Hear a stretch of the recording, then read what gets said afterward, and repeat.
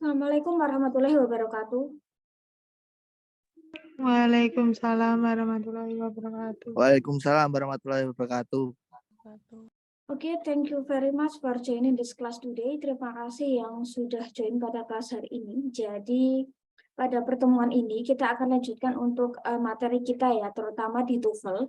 Nah, sebelum kita UTS kemarin gitu ya, sebelum jadwal UTS kemarin kan kita sudah bahas dua skill. Kita sudah bahas tentang listening dan reading ya. Jadi ada listening sama reading. Nah, jadi satu skill lagi yang memang perlu kita kuasai yaitu adalah bagian di grammar atau di bagian structure and written expression. Nah, jadi seperti yang pernah kita singgung di pertemuan terakhir ya, atau di beberapa pertemuan yang lalu, bahwa kalau di bagian structure and written expression itu biasanya dia ada di bagian section yang paling akhir. Biasanya listening dulu, reading baru structure. Cuman ada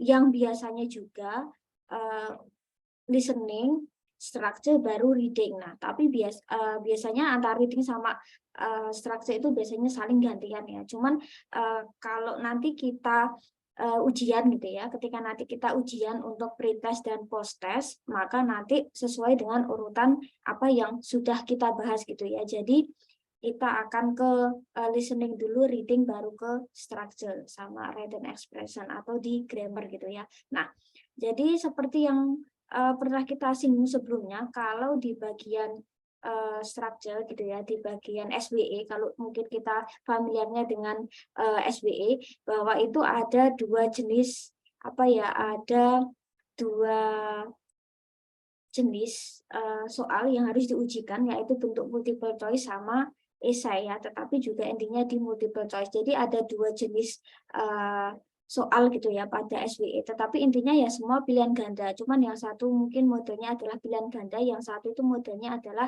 mengkoreksi atau mencari mana yang benar atau mencari mana yang salah gitu ya.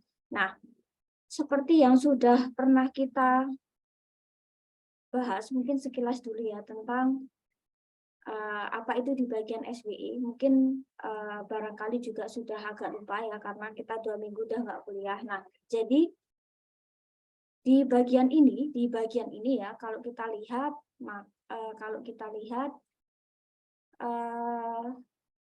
bagian ini memang grammar banget sih. Jadi memang kemampuan grammar itu memang harus memang harus kuat, memang harus banyak yang harus dikuasai gitu ya. Jadi kalau misal kalian dulu bahasa Inggris 1 dan bahasa Inggris 2, seharusnya memang kalau untuk TOEFL SW itu lebih gampang ya. Karena kan kalau di bahasa Inggris 1 itu kan misal katakanlah grammar dasar, bahasa Inggris 2 itu kan grammarnya tingkat lanjutan. Nah, seharusnya untuk bagian TOEFL yang bagian grammar harusnya itu sudah lebih paham gitu ya. Cuman kalau yang ngajar itu ya dalam satu dosen gitu ya. Misal kalau katakanlah mungkin ada kelas yang dulunya bahasa Inggris 1 dan bahasa Inggris 2 saya ajar gitu kan. Nah, ketika kita sudah di TOEFL itu biasanya akan lebih gampang karena sekilas ya di materi grammar saat kuliah itu memang saya terkait dengan TOEFL gitu ya. Jadi setidaknya kalau di TOEFL otomatis akan lebih gampang seharusnya ya. Kalau misal yang saya yang ngajar dulu, cuman kan kita beda dosen ya. Nah, jadi ya otomatis saya harus ngajari dari dasar. Nah, terus di bagian SWE ini yang diukur kemampuan adalah kemampuan bahasa Inggris atau kemampuan tertulis. Jadi meskipun tulisannya adalah structure itu grammar, terus written expression itu kan written tertulis, bukan berarti bahwa kita disuruh mengarang, no. Jadi tidak ada kita tidak disuruh untuk mengarang gitu ya. Nah, terus di bagian SWE ini soalnya itu ada 50 soal, ada 40 soal, sorry ya, yang 50 kan listening sama reading kan. Nah, jadi soalnya ada 40 soal, 15 soal itu structure, 25 soal itu written expression. Waktu pengerjaannya itu sekitar 25 menit. Nah, terus intinya kalau di bagian structure itu kita disuruh mencari jawaban yang benar. Tapi kalau di written expression itu kebalikannya, kita cari jawaban yang salah. Karena ada opsi itu yang benar. Ada beberapa opsi itu yang benar. Jadi gimana caranya kita mencari jawaban yang salah. Kalau di written expression. Nah, jadi di bagian ini itu jadi soal sama pengerjaannya cukup berbeda ya. Dan apa ya, biasanya memang mungkin kita sering kejebak dalam artian itu gini ya. Karena ini kan modelnya itu berkebalikan ya, kalau structure disuruh mencari jawaban yang benar, tapi kalau written expression disuruh mencari jawaban yang salah. Nah, terkadang di bagian ini kayaknya sepele nih, Miss, 40 soal, tetapi 40 soal itu 25 menit. Bayangkan kalau kita reading itu udah bacanya banyak banget gitu ya. Habis itu kita ke structure itu biasanya ngeblank. Karena apa? Kita kayak dikejar waktu. Kita sudah mungkin terbiasa dengan 55 atau 60 menit di reading, tetapi terus ketemu 40 soal 25 menit, 25 menit. Nah, otomatis kan biasanya kan kayak kita kekejar waktu, dan itu biasanya soal yang seperti ini tuh sering nggak selesai. Nah, cuman intinya bahwa jangan sampai nggak selesai, tetap harus dikerjakan gitu ya. Nah, kuncinya adalah kita manage waktu ya, manage waktu agar gimana caranya itu selesai. Nah, 40 soal 25 menit, jadi kalau satu soal itu berarti ya durasinya cuma hanya berapa puluh detik gitu ya. Nah, karena biasanya banyak jawaban yang kadang kosong karena sudah lelah gitu ya, satu udah lelah. Kadang di structure, kadang banyak yang tidak terisi. Nah, tetap aja diisi ya, karena lumayan ya kalau misal benar gitu ya, bisa nambah poin. Nah, terus untuk jenis soalnya kan seperti ini ya, mungkin kita ke jenis soalnya dulu ya, nanti habis itu kita akan coba untuk materi di skill 1 bab 1. Nah, jadi di bagian structure di sini kita diminta mencari jawaban yang secara gramatikal atau secara grammar itu benar. Nah, jadi tampilannya seperti ini. Modelnya seperti ini. Kayak kita multiple choice biasa ya, pilihan ganda dikosongi, terus kita harus mengisi dengan kata apa. Nah, terus jadi modelnya seperti ini ya. Pilihan gandanya seperti ini. Cuman ini memang untuk contohnya memang saya kasih pembahasan ya. Nah, terus kalau untuk written expression itu sedikit berbeda itu dalam artian apa ya? Di bagian ini kita disuruh mencari jawaban yang salah. Nah, jadi jawaban yang salah. Nah, jawaban yang salah di sini berarti ada 3 opsi yang secara grammar itu salah gitu ya, nggak benar gitu ya. Maka kita cari mana. Nah, jadi konsep soalnya itu seperti ini. Jadi dia modelnya bukan kayak tadi ya, ada yang kosong terus kita disuruh mengisi dengan jawaban yang pas kan seperti itu ya. Cuma kalau di written expression itu modelnya ada kata, kemungkinan atau frase yang dia digarisbawahi, dan A, B, C, D, E kita disuruh mencari jawaban yang salah karena ada 3 opsi yang benar. Nah, cuman di bagian structure itu mungkin lebih gampang ya karena 15 soal gitu ya. Cuman kalau di written expression itu kan 25 soal. Dia itu mungkin bisa apa ya? Soalnya lebih banyak, dan ini biasanya cukup menguras energi karena kita harus tahu kalau biasanya di soal ini itu biasanya dalam 1 kalimat, cuma 1 kalimat soalnya. Cuman mungkin ada bagian yang salah di kelas katanya, mungkin kata kerjanya kurang pas, dia harus present, dia harus past tense, dia harus future, ke tenses misal, apakah ke kata hubungnya nggak pas, misal kata hubungnya atau konjungsinya nggak pas, apakah mungkin di kata sifatnya nggak pas, apakah mungkin di kata keterangannya nggak pas. Nah, jadi biasanya disuruh milih yang seperti itu gitu ya. Nah, jadi jenis soalnya tuh seperti ini. Nah, oke. Untuk bab ini, untuk bab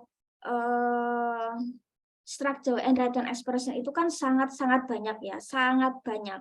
Hanya ada 60, hanya 60 bab. Cuman ya saya mau katakan di awal bahwa karena ini ada 60 bab, kan kita nggak mungkin untuk selesaikan dalam beberapa meeting ke depan kan, karena kan otomatis mungkin di awal Januari atau apa kan kalian udah ujian.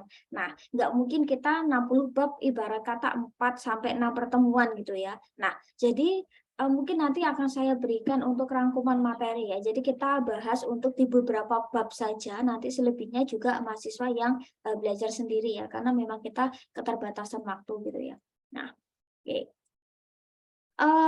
Untuk di bab 1 biasanya kalau di TOEFL itu kaitan sama skill ya, bukan bab gitu ya, tetapi lebih ke skill gitu ya. Nah, Nah, ada 60 skill atau 60 bab gitu ya. Nah, di bagian ini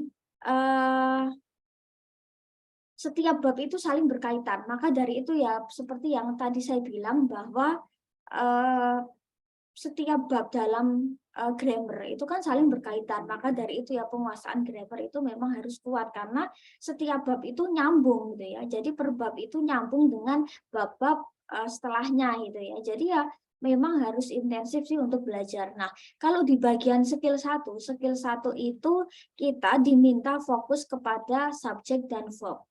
Nah, subjek dan verb. Nah, maksudnya gimana? Prinsipnya tuh gini. Kalimat. Intinya kan karena soalnya itu berbentuk kalimat kan. Jadi intinya bahwa kalimat itu kan terdiri dari subjek dan verb. Kalimat itu minim ada subjek dan predikat. Ibarat kata seperti itu ya. Nah, jadi kalimat itu harus ada subjek, harus ada predikat. Nah,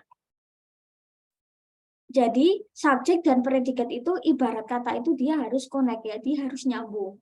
Nah, subjek itu dia bisa terdiri dari beberapa jenis itu ya. Predikat itu adalah kata kerja. Yang bisa menjadi subjek itu adalah kata benda ataupun kata ganti gitu ya. Nah, mungkin lebih jelasnya saya contohkan di slide lainnya ya. Jadi kalimat minim harus ada subjek dan verb, itu minim gitu ya. Jadi di mana subjek itu tidak melulu cuman a, you, we, they, she, he, it, no, enggak. Jadi subjek itu dia lebih luas dari itu. Jadi subjek itu enggak selalu harus saya, kamu, misalnya I, you, we, they, she, he, it, no. Dia tidak melulu seperti itu. Tetapi subjek itu dia bisa lebih luas gitu ya. Jadi dia bisa berbentuk I, you, we, they, she, it. Ibarat kata she lah. Dia, kalau saya, kamu, dia, saya, kamu, itu kan jelas gitu ya. Terus tetapi misal katakanlah her misalnya, her atau mungkin she atau misal he. Nah, itu kan dia lebih luas lagi kan. Jadi ibarat kata she itu dia bisa lebih luas. Misal dalam artian itu apa ya? Dia perempuan itu mungkin bisa mother, dia bisa nama orang yang dia itu perempuan. Jadi she itu dia luas gitu ya. He pun juga luas. Jadi jangan terpacu bahwa oh subjek itu dia hanya melulu cuma soal I, we, they, she, it, tapi dia lebih luas dari itu. Nah, jadi subjek itu dia bisa ya, kalau I sama you kan jelas, saya dan kamu jelas. Katakanlah ibarat kata she itu dia perempuan. Jarang sekali kalimat itu yang selalu diawali dengan she. Mungkin dia nama orang perempuan, dia pakai the girl, mother, sister, woman, lady. Nah, itu kan otomatis perempuan kan. Nah, dia bisa jadi subjek kan. Jadi subjek nggak melulu cuma she atau he. He misal, nama orang yang dia laki-laki misal gitu ya, nama orang laki-laki. Nah, nama orang laki-laki ini bisa juga the boy misal. Saya pakai kata the boy, father, brother, man misal gitu ya, headmaster misal, kepala sekolah. Nah, itu kan juga bisa jadi subjek kan. Jadi subjek nggak melulu cuman oh she, he, no, tapi dia lebih luas dari itu. Misal we.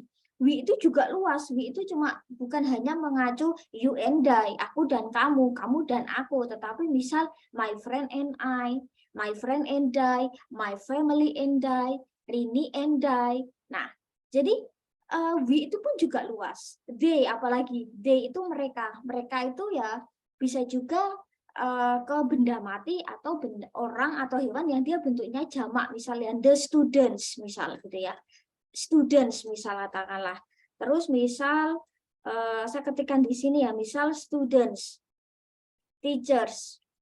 Nah, books misal, cats misal. Nah, jadi ini bisa jadi subjek, bisa. They itu nggak melulu cuman mereka yang mengacu ke orang, tetapi bisa ke mereka, tapi benda atau mereka itu hewan ya. Jadi they itu luas, dia nggak mengacu ke hanya ke benda mati, tapi juga benda hidup gitu ya. Nah, apalagi it itu luas lagi loh. It itu bisa mengacu ke nama benda, hewan, nama tempat, dan banyak lagi gitu ya. Jadi itulah subjek ya. Kalau bisa juga subjek itu berbentuk yang lain, misal berbentuk frase. Frase itu seperti kayak gabungan dua jenis kata atau lebih.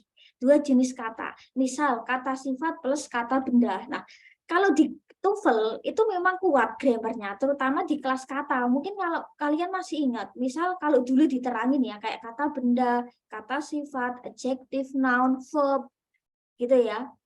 Apalagi adverb, kata keterangan, conjunction, kata hubung, misal preposition, kata depan. Nah, seperti itu. Jadi kalau bisa grammar, kalau mau bisa grammar, kuasai dulu tentang jenis kata, penguasaan vocab. Nanti insya Allah grammar akan gampang. Nah, misal adjective plus noun. Adjective itu kan kata sifat kan, misal little, kecil, ya. Mana sih yang bisa jadi kata sifat? Kayak misal ukuran, warna. Terus apalagi ya angka itu juga termasuk kata sifat yang terkait dengan perasaan sedih, gembira, happy, sad. Terus yang terkait juga dengan emotion, misal ya, sad, sedih, angry, marah, misal ya, hungry, lapar. Nah, jadi seperti itu. Jadi ketika ada gabungan dua jenis kata atau lebih, ya misal kata sifat plus kata benda, little girl, big car, small book, misal yellow shirt. Nah, itu bisa jadi subjek. Atau bisa juga yang bentuk kedua itu adalah determiner plus noun gitu ya. Determiner itu kayak kata apa ya? Kayak kata penanda, misal ya, katakanlah seperti kepemilikan, my, your, her, his, their, its. Misalkan bisa juga this, ini, itu, beberapa, some, any, several, beberapa, few, little, sedikit misal. Nah, jadi itulah determiner. Ketika itu digabungkan dengan kata benda, misal my book, your book, misal ya. Terus this book, some books, little girl misal ya. Nah, jadi itu bisa jadi subjek. Atau subjek itu gabungan dari yaitu determiner, kata sifat sama noun. Misal a little girl, seorang gadis cantik. Atau misal katakanlah this sweet orange ya, jeruk-jeruk ini yang manis, atau ini jeruk-jeruk yang manis. This yellow book, ini adalah buku warna kuning. Nah, jadi ini bisa jadi subjek. Nah, terus subjek itu mengacu ke siapa sih yang tadi kita bahas. Nah, subjek itu dia juga bisa mengacu ke tadi ya, I, you, we, they, she, it. Berarti itu adalah termasuk golongan simple subject. Terus yang kedua, complete subject. Kayak tadi saya bilang, the strong man, gabungan dari determiner, adjective, sama noun kan. The strong man, subject. Ya, yang saya tebalkan itu subjek. Terus katakanlah the girl and her mother, ini sama dengan they kan, mereka kan. Nah, itu adalah subjek. Jadi subjek itu luas, tidak melulu cuman simple ayuwidishi it atau nama orang, nama benda, enggak ya, tapi dia bisa berbentuk yang tadi ya saya bilang bahwa dia bisa berbentuk juga frase. Jadi gabungan dengan kata yang lain gitu ya. Nah, itu adalah yang paling dasar. Terus yang kedua selanjutnya adalah di bagian verb.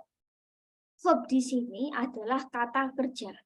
Nah, kalau di grammar itu memang tenses itu harus cukup main ya. Tenses itu harus cukup main. Dalam artian itu memang predikat ya.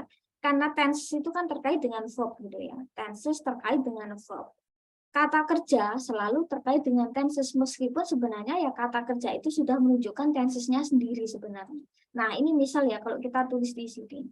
Nah, kalau kita tulis di sini misal, saya hanya tuliskan kata kerja, tetapi kata kerja itu biasanya dia sudah menunjukkan, oh ini tenses apa gitu ya. Nah, ini misalnya. Nah, saya tulis di sini, misal subjek dan verb ya.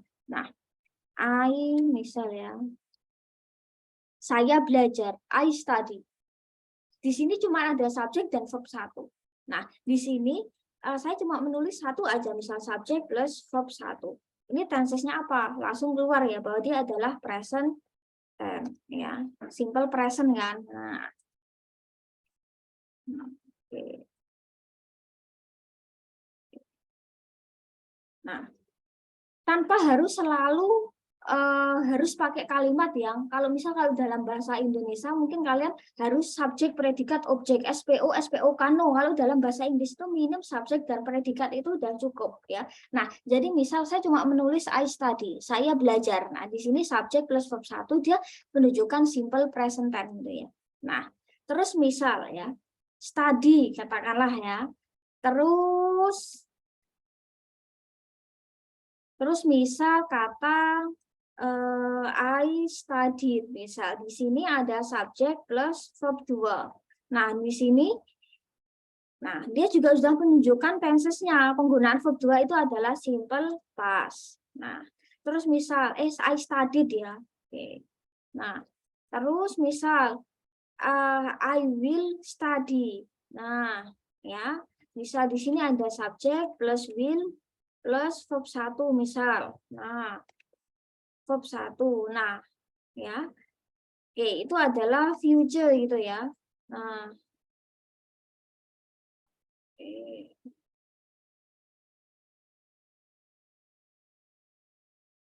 Oke. Terus misal saya mau nulis lagi tentang I am studying. Nah, di sini susunannya adalah subjek plus to be ya. To be-nya adalah to be present gitu ya. Ada is, am, a, terus plus verb 1 verb ing sorry ya, plus verb ing, maka dia adalah present continuous tense kan. Nah, terus misal gitu ya, saya nulisnya I was studying. Misal di sini penggunaannya juga sama, subjek plus to be, tapi to be-nya adalah to be past tense gitu ya. Misal plus verb ing sama dengan dia adalah past continuous tense. Terus misal saya mau nulis apa lagi ya? Saya mau nulis dua tenses lain ya. Misal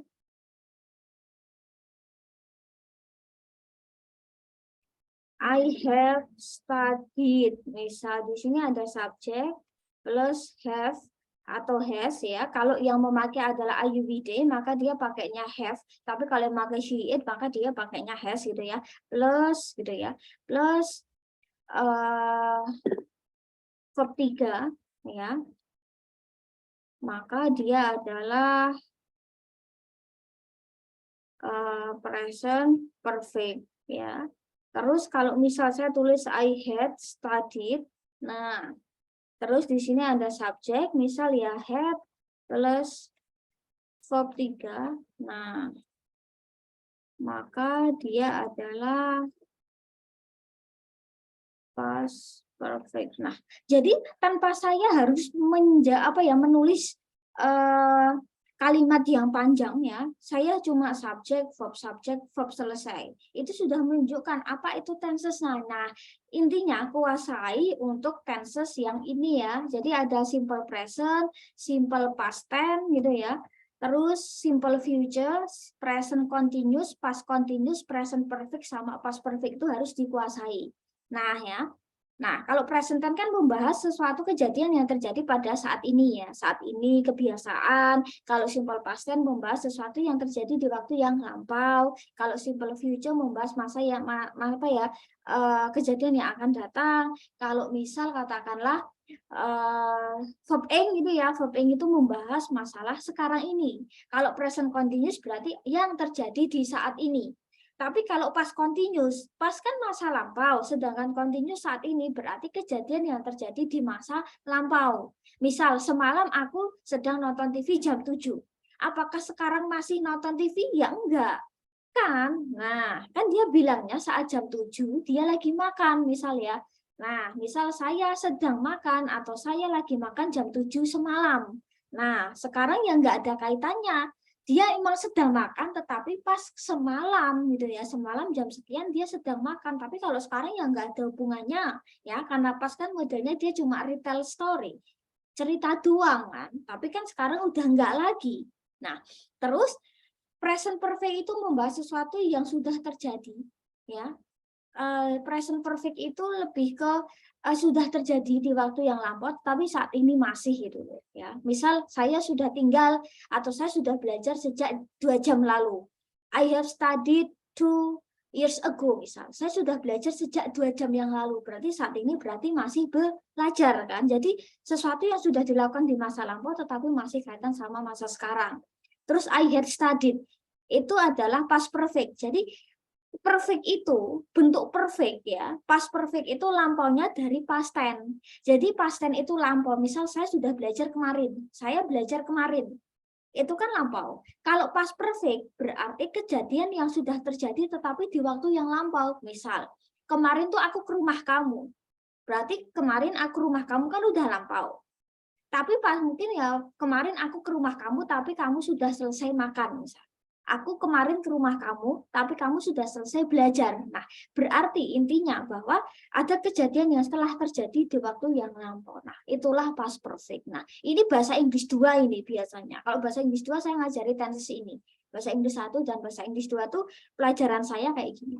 Nah, terus, nah itu adalah subjek dan verb. Nah, terus yang paling pokok adalah, nah kita akan belajar ini, auxiliary verb. Auxiliary verb. Nah, auxiliary verb itu adalah apa ya, kayak to be ya, to be, is, am, was, atau were ya. Misal ya kata, kalau misal kalian familiar dengan kata modal verb gitu ya. Nah, can, could, can, may, must, should gitu ya, harus, seharusnya, akan. Nah, itu modal verb. Nah, terus mungkin bisa. Nah, kalau modal verb itu biasanya ya mungkin bisa saya tambahkan sedikit di catatan gitu ya, di catatan bahwa kalau gitu ya, nah modal verb itu selalu diikuti dengan verb 1. Nah, ini misal gini ya, misal gini. Modal verb itu kayak tadi ya, misal ya kata can, should, must, will. Nah, seperti itu. Nah, dia harus selalu diikuti, terus diikuti ya, ikuti verb 1. Misal gini, saya bisa berenang. Berarti misal I can swim. Dia bisa berenang, misal dia perempuan ya. Misal saya bilang she aja deh. Dia bisa berenang. Ya udah dia tetap aja swim. Dia nggak swim karena ada modal. Jadi ketika nanti kalian menemukan soal yang dia ada modal, maka harus selalu diikuti verb 1 gitu ya. Nah, ini yang penting juga. Jadi setelah modal verb harus selalu diikuti verb 1. Nah, jadi apapun dia subjeknya A, you, we, they, she, it gitu ya, dia harus selalu diikuti verb 1. Nah, itu modal. Terus to be. To be ini juga kita mungkin familiar ya, to be present sama to be past tense. Jadi kata kerja itu nggak melulu cuman kata kerja yang ibarat kata apa ya, kayak makan, minum, misal memasak, membuka, menutup, bukan hanya sekedar itu gitu ya. Jadi kata kerja itu dia lebih luas dari itu. Jadi kata kerja itu dia bisa ya kata kerja yang umumnya, tetapi bisa juga kata kerja yang bentuknya kayak to be. To be itu kata kerja. Ya, to be itu kata kerja. Nah, jadi misal katakanlah nanti kita akan paham penggunaannya dulu ya. Nah, jadi kalau to be present itu kan is, am, ya. Kalau misal I menggunakan am, she, it menggunakan is, we, you sama they menggunakan are, ya. Terus kalau past tense to be yang digunakan itu cuma 2, yaitu was dan were. Ya, was dan were. Nah, oke. Jadi to be-nya itu hanya 2. Nah, jadi harus ngikutin. Nah, terus kita nanti akan sebentar saya akan kasih materi ya tentang ini. Nah, jadi pada dasarnya kita harus tahu ya tentang kalimat itu pola seperti apa. Ini kalau dulu yang ngajar saya udah ajarin nih, jadi saya nggak perlu ngajar dari awal. Nah, jadi gini, intinya secara umum bahwa, gitu ya, secara umum bahwa kalimat itu, ya, kalimat itu dia terdiri dari apa ya? Dia terdiri dari jenis kalimat nominal sama verbal. Ini yang paling dasar. Nah, jadi ada kalimat nominal sama kalimat verbal gitu ya. Nah, oke. Pada jenis kalimat ini gitu ya. Seperti yang tadi saya bilang bahwa kalimat itu kan minim harus ada subjek dan verb ya. Dia harus ada subjek dan predikat. Nah, subjek dan predikat ini harus selalu ada kalau dalam bahasa Inggris ya. Kalau dalam bahasa Inggris subjek dan predikat itu harus selalu ada. Jadi kalimat itu Kalau misal kalian masih ingat kalau konsepnya bahasa Indonesia itu kan harus subjek, predikat, objek gitu ya. Atau katakanlah subjek, predikat, objek, kata keterangan. Nah, itu kan seperti itu. Nah, kalau dalam bahasa Inggris, kalimat itu minim subjek dan predikat udah cukup. Nggak harus selalu SPO, nggak harus selalu SPOK. Nah, konsepnya gini. Minim kalimat itu dia harus subjek dan predikat gitu ya. Nah, ada 2 jenis kalimat. Ini yang paling dasar dan ini menurut saya sangat-sangat penting kalau dalam grammar TOEFL gitu ya. Nah, jadi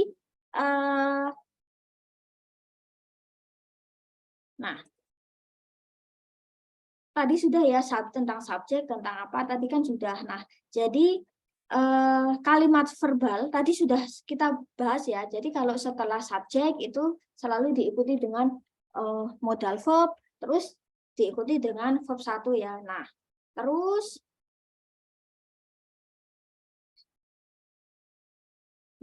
jadi gini. Yang paling dasar adalah kalimat yang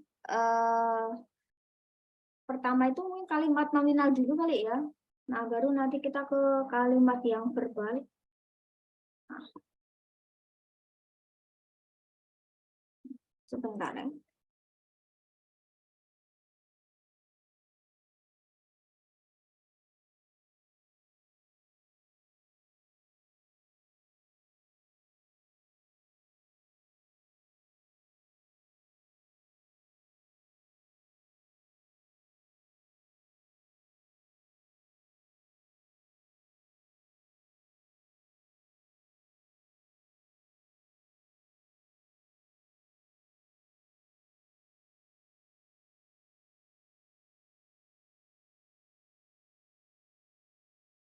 Nah, jadi intinya bahwa ada 2 jenis kalimat ya, ada 2 jenis kalimat dalam bahasa Inggris, yaitu kalimat verbal dan kalimat nominal. Nah, kalimat verbal itu adalah kalimat yang kata kerjanya itu bisa berbentuk action atau mental verb.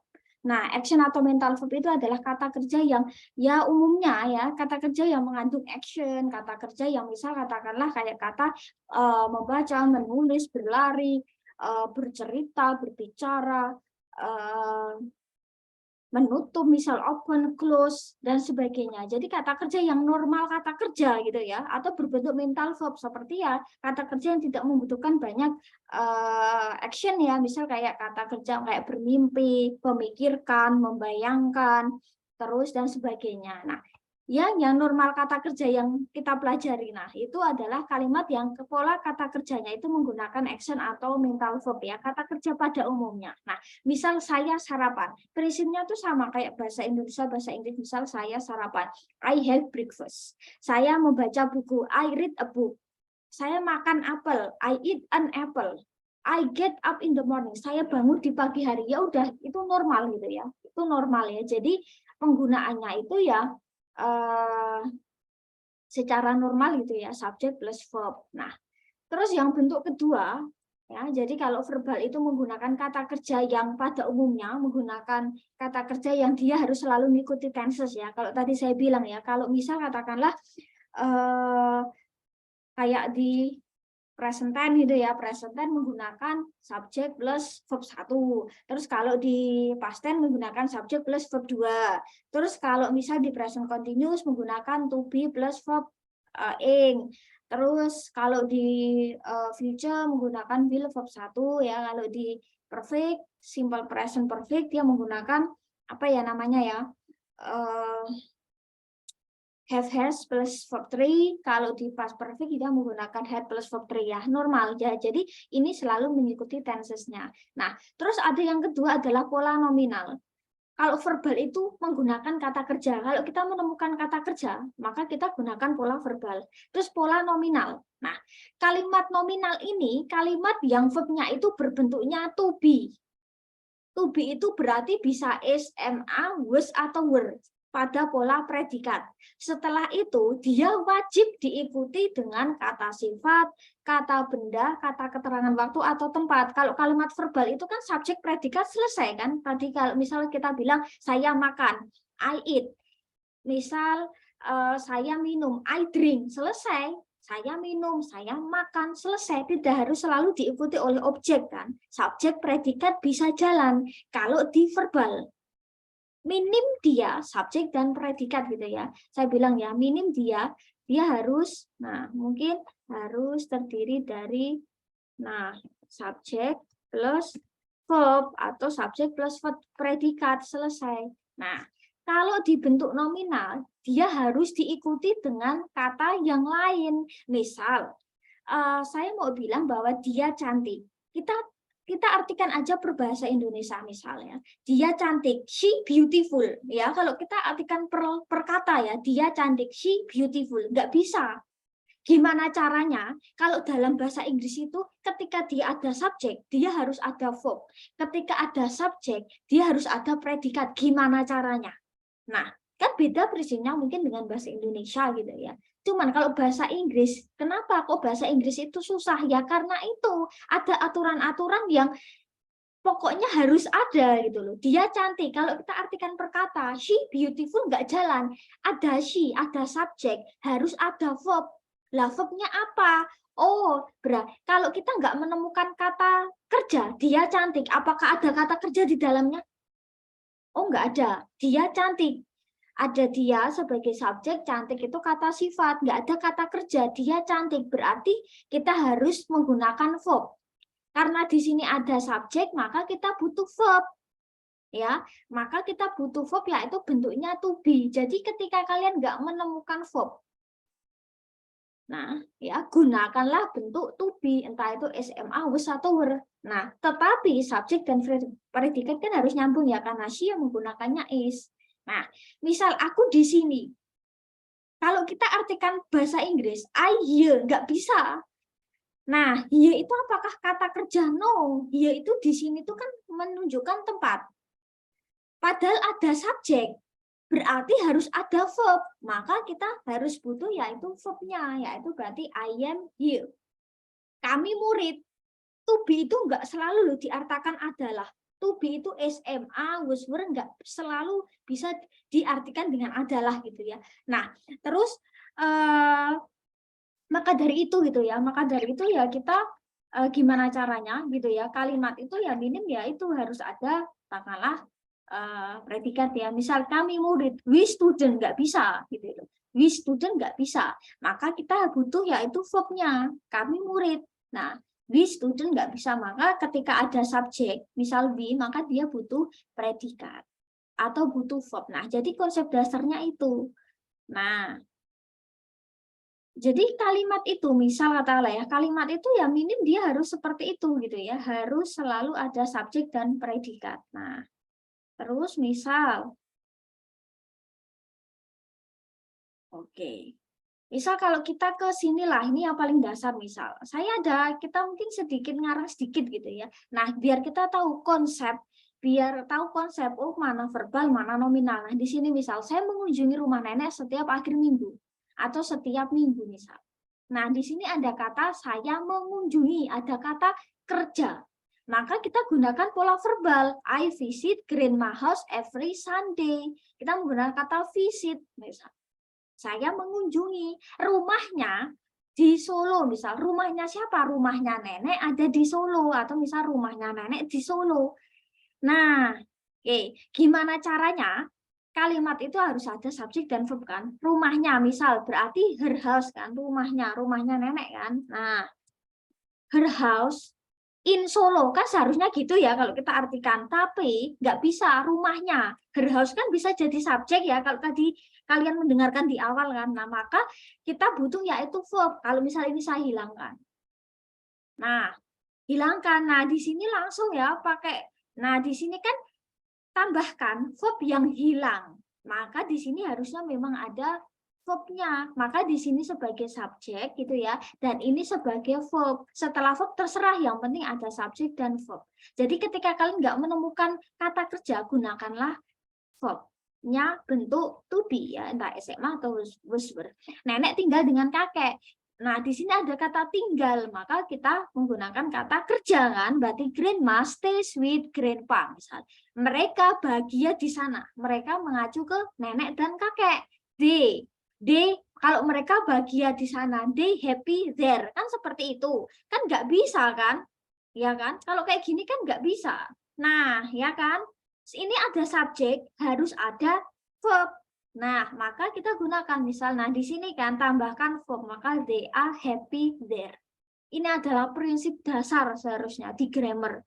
Nah, jadi itu yang terus ini apakah kaitan sama skill kita bab 1? Iya, tentulah ya.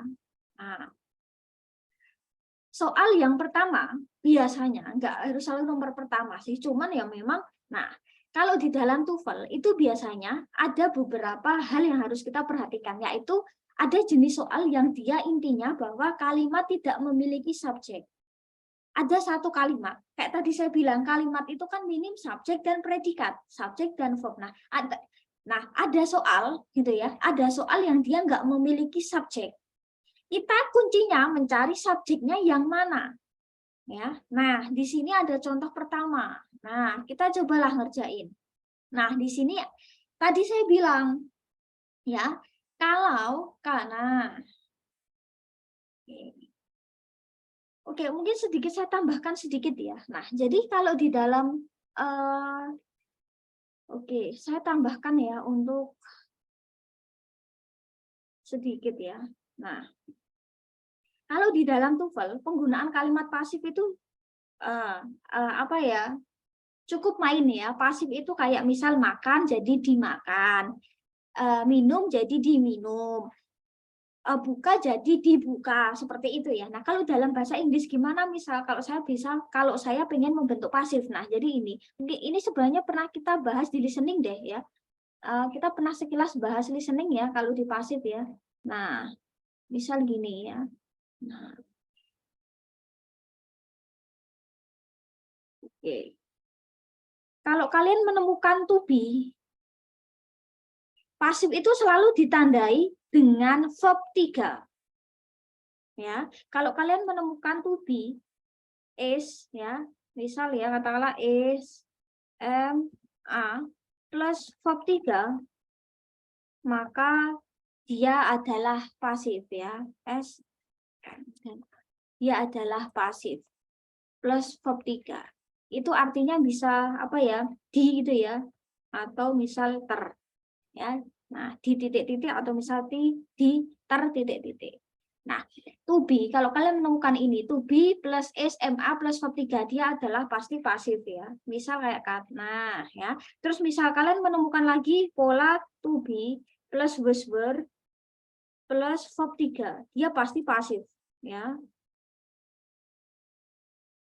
Dia pasti pasif. Terus kalau kalian menemukan pola misal modal ya, modal verb itu kayak tadi ya, can, terus apa tadi, should, must, terus will, ya, dan seterusnya.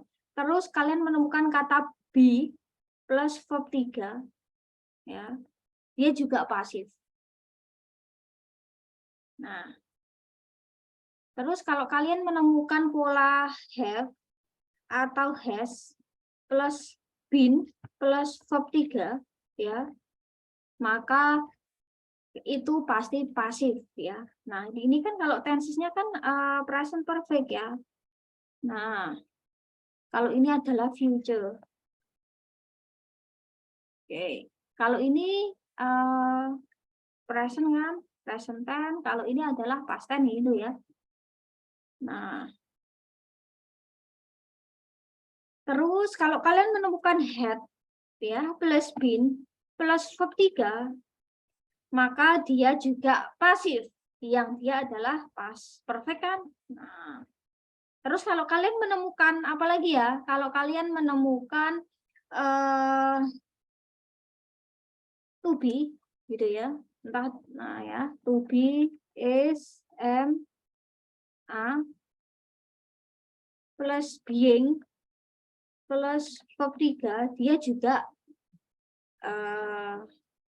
pasif ya. Ini adalah present continuous gitu ya. Saya nulis kayak gini aja ya. Kalau kalian menemukan to be plus was, were plus being plus verb 3, maka dia adalah past continuous. Nah, oke. Jadi pola ini adalah pola pasif ya, pasif ya. Kalau mungkin gini ya. Nah, kalau di dalam bahasa Inggris ya, jadi hafalkan pola ini. Nah, jadi pola ini pasti menunjukkan pasif. Kalau kalimat aktif itu ya kalimat yang normal. Kalau present ini kembali yang tadi awal ya. Kalau misal aktif, dia kan menggunakan tadi ya. Ini yang paling awal tadi yang kita udah nulis tadi gitu ya. Nah,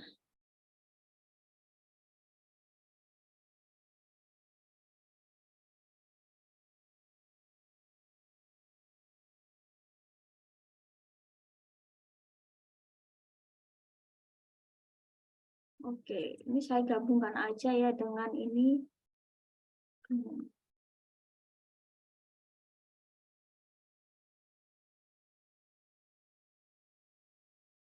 Nah, kalau ini kan bentuknya aktif ya. Jadi, nah, ini kan ya, kalau ini aktif, kalau tadi berarti pasif ya. Jadi harus paling nggak harus hafal gitu ya. Mana aktif, mana pasif gitu ya. Nah, oke. Terus kalau di dalam TOEFL ada soal yang dia itu kalimat tidak memiliki subjek. Nah, seperti ini. Kalimat ini tidak memiliki subjek. Kita harus analisis dulu kalimatnya, minim subjek dan predikatnya di sini. Kadang kalau TOEFL atau konsep dasar itu gampang. Misal was back up. Kayak tadi saya bilang, ada was, ada verb 3.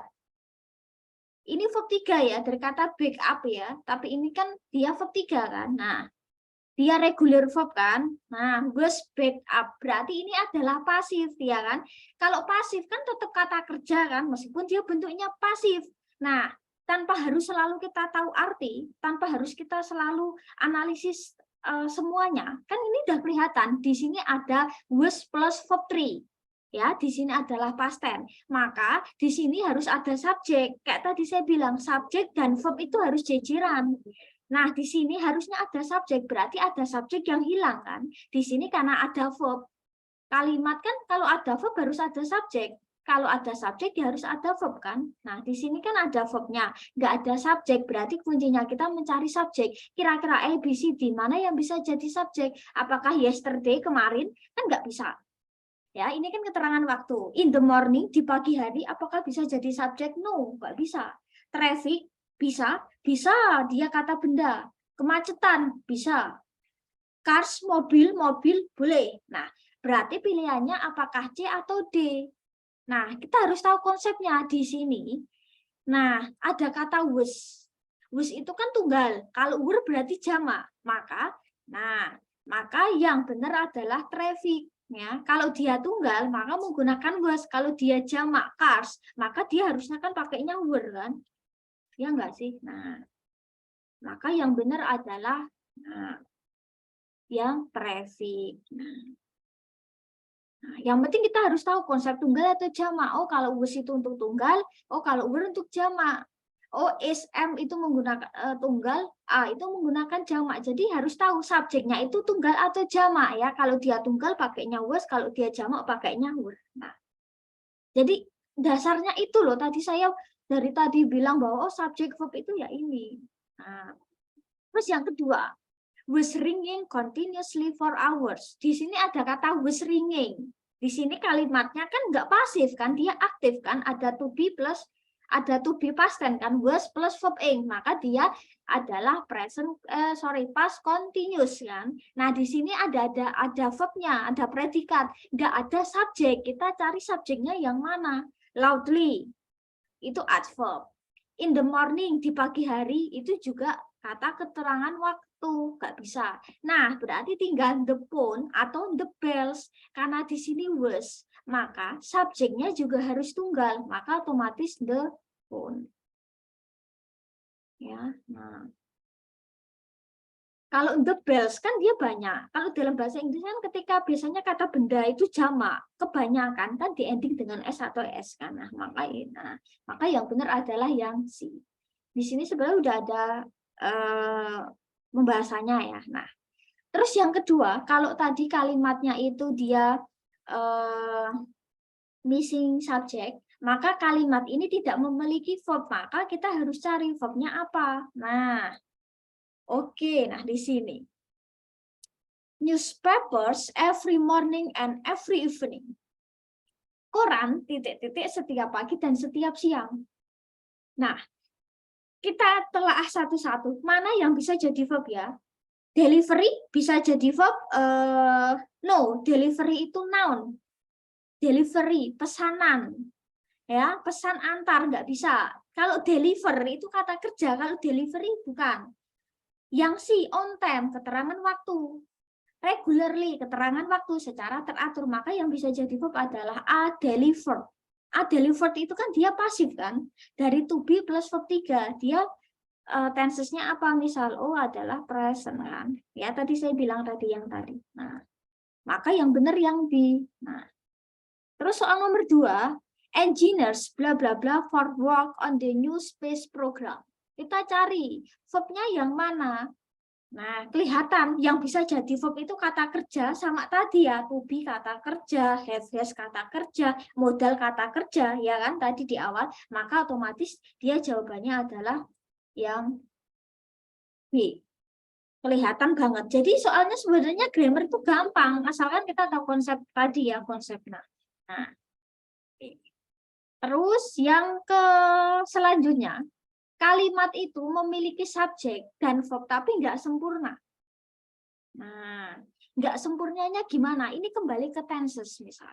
Biasanya kaitan sama tenses yang tadi mungkin continuous atau present atau past perfect. Nah, misal gini.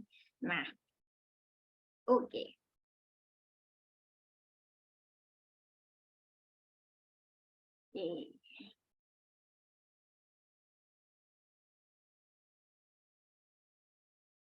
Misal seperti ini. Nah, the plane landed at the airport in 5 minutes. Plane, pesawat, titik-titik, di bandara sekitar 5 menit lagi. Nah, kita analisis. Di sini subjek dan verb ada kan? The plane subjek kan? Landed itu juga subjek, tapi kan dia apa ya namanya ya? Verb kan, tetapi bentuk verb ing kan? Nah, maka di sini ada subjek, ada verb. Nah, cuman kita berarti cari yang tadi subjek dan verb ada, tapi nggak sempurna. Yang nggak sempurna subjeknya atau verbnya. Nah, kita akan analisis. The plane itu subjek.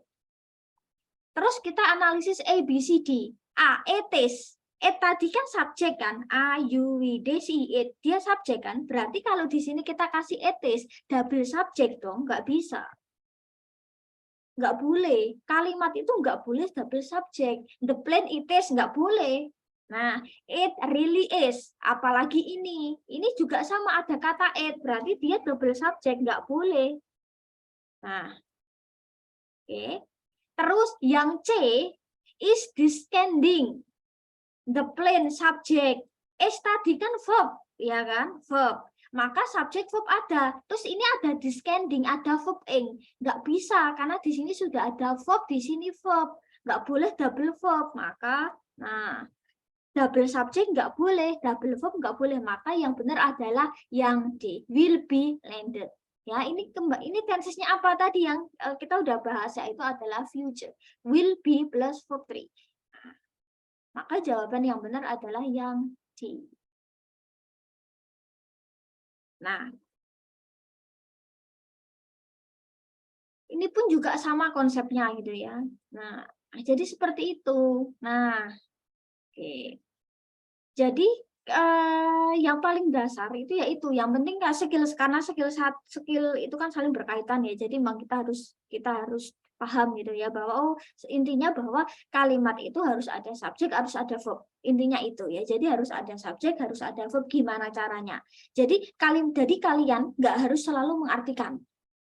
Soal itu nggak harus selalu diartikan karena nanti waktumu habis. Jadi kira-kira kalian langsung analisis di soal, cari subjek mana ya?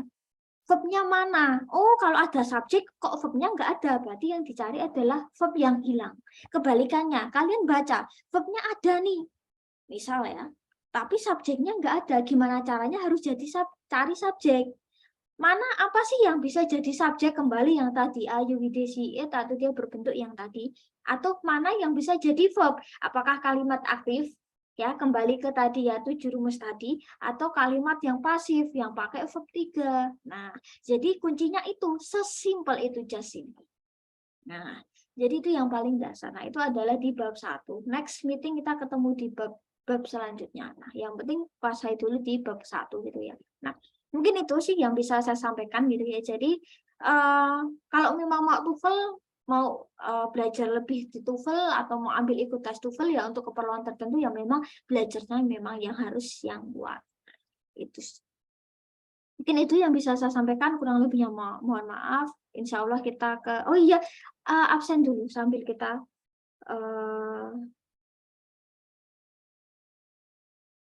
oke. Sambil saya juga mau bilang kalau nanti gini, kita konsepnya bukan UTS UAS ya. Saya bilang mungkin pretest sama postes. Jadi kita bukan apa ya, bukan UTS sama UAS, tetapi nanti ada soal pretest sama postes. Jadi pretest itu nanti ada listening, ya sama listening, reading, structure, terus postes sama listening, reading, structure. Nah, jadi dalam satu pretest ada 3 jenis soal, ya. Jadi soalnya nanti listening 50, reading 50, structure 40 ya, berarti pretest ada 140 soal. Di posttest pun juga sama, dia ada listening, dia ada reading gitu ya, listening 50, reading 50, structure 40, jadi 140. Nah, jadi cuman untuk pretest dan posttest ini nanti saya akan kasih kelonggaran. Pretest silakan kerjakan seminggu, ya nggak sampai seminggu. Intinya bahwa saya kasih kelonggaran, pokoknya di minggu pertama di jadwal UTS kalian bisa kerjakan pretest ya, atau misal di jadwal UAS di jadwal UAS yang minggu kedua kalian adakan posttest ya. Jadi intinya selama 2 minggu itu, selama 2 minggu UTS itu bebas mau dikerjakan kapan ya, pretest mau dikerjakan kapan terserah gitu. Yang penting pretest dan posttest silahkan bisa dikerjakan selama 2 minggu bebas. Yang jelas 2 minggu itu dua-duanya harus selesai ya, nanti biar nanti saya buat kalian bisa tahu jawaban kalian dapat skor benarnya berapa ya, nanti bisa saya riliskan skor ya. Kalau kalian sudah pretest semua atau posttest semua, nanti saya riliskan skor semua. Nanti kita di pertemuan pertama kan pernah belajar ya cara untuk apa ya namanya ya, cara untuk menghitung ya, nanti kalian bisa hitung sendiri. Nah, selebihnya ya dari hasil kalian ikut pretest sama posttest, nanti sertifikat partisipasi baru bisa saya berikan gitu ya.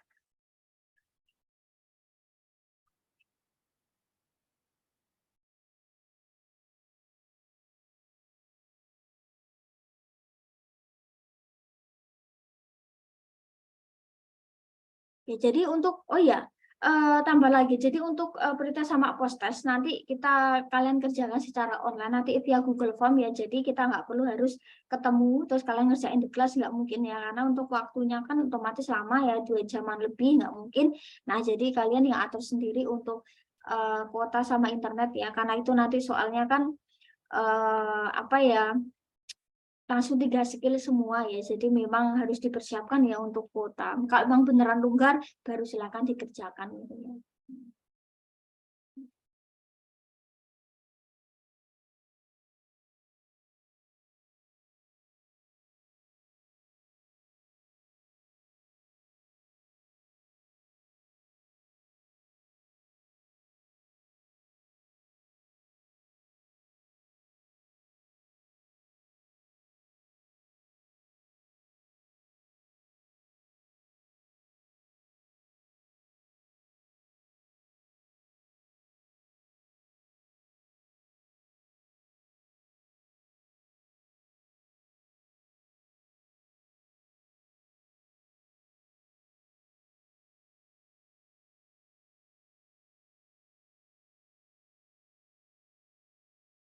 Silakan untuk absen bisa di YouTube atau di Zoom ya. Oke, sebentar lagi kita akan selesaikan jam 3 pas gitu ya. Kita tinggal beberapa menit lagi.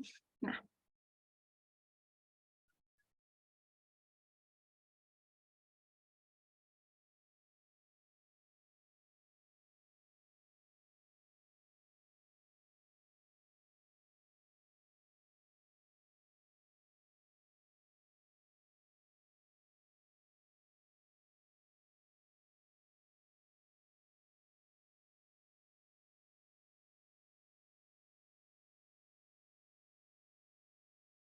Ya untuk materi mending saya kasih di drive aja ya, nanti bisa di-download gitu ya. Jadi itu akan lebih gampang gitu ya, daripada nanti saya kasih di grup nanti penuh gitu ya. Nanti saya buatkan Google Drive saja, nanti bisa di-download di situ ya. Seperti itu sih.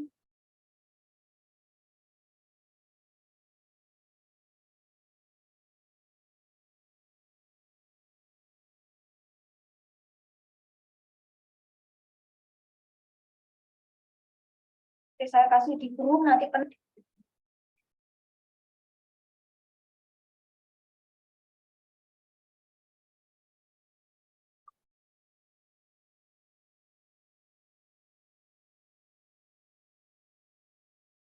Mungkin ada pertanyaan sebelum kita closing?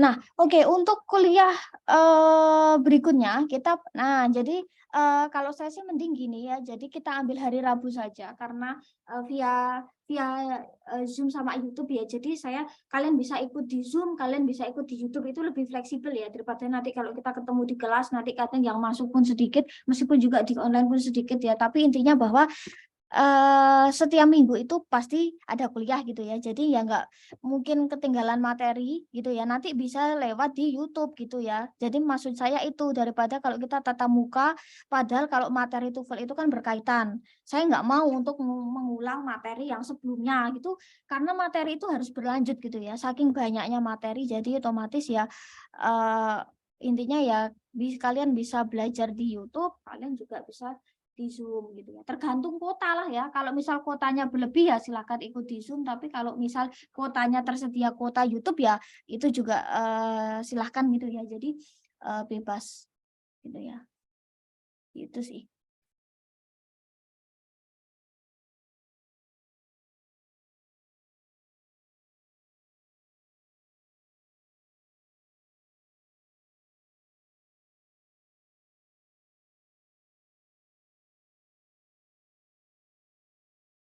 Oke, ya. Nah gini, jadi kalau di pretest sama post-test kita nanti gitu ya. Nanti di pretest sama post-test nanti untuk waktu ya kalian bisa manage sendiri untuk waktunya. Dan jadi saya memang belum pakai limiter waktu. Jadi untuk waktu intinya bahwa selama pretest itu silakan untuk bisa dikerjakan di beberapa waktu ya, selonggarnya kalian. Ketika kalian nggak kerja, kalian nggak kuliah atau kalian nggak UTS ya silakan untuk dikerjakan. Jadi nggak akan saya batasi untuk misal katakanlah listening itu waktunya 35 menit. Setelah 35 menit soal akan ketutup, kita belum pakai sistem seperti itu ya. Terus misal reading itu kan 50 soal, waktunya 55 menit ya. Setelah menit ke-56 soal akan tertutup otomatis, kita belum pakai itu juga. Untuk soal yang jenisnya adalah SWE, Structure and Written Expression, soalnya kan ada 40 soal. Nah, 40 soal ini juga saya tidak buat selama 25 menit itu enggak, terus soal menit ke-26 akan close otomatis enggak ya. Jadi intinya saya cuma memberikan pandangan, oh kalau jenis soal reading itu kayak gini ya, oh kalau soal listening itu kayak gini, oh kalau soal structure itu kayak gini. Jadi hanya memberikan bayangan ya. Selebihnya kalau memang pengen ikut di tes TOEFL ya silahkan bisa ke lembaga-lembaga bimbingan yang ada di daerah kalian ya. Saya cuma hanya membantu untuk membuka pintu. Selebihnya ya silahkan untuk kalian yang kesana kemari untuk mencari apa yang sesuai dengan kebutuhan. Oke.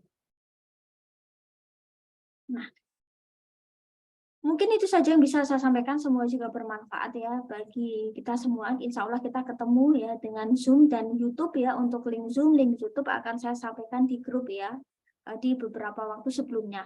Oke, wassalamualaikum warahmatullahi wabarakatuh. See you next week ya. Waalaikumsalam. Warahmatullahi wabarakatuh.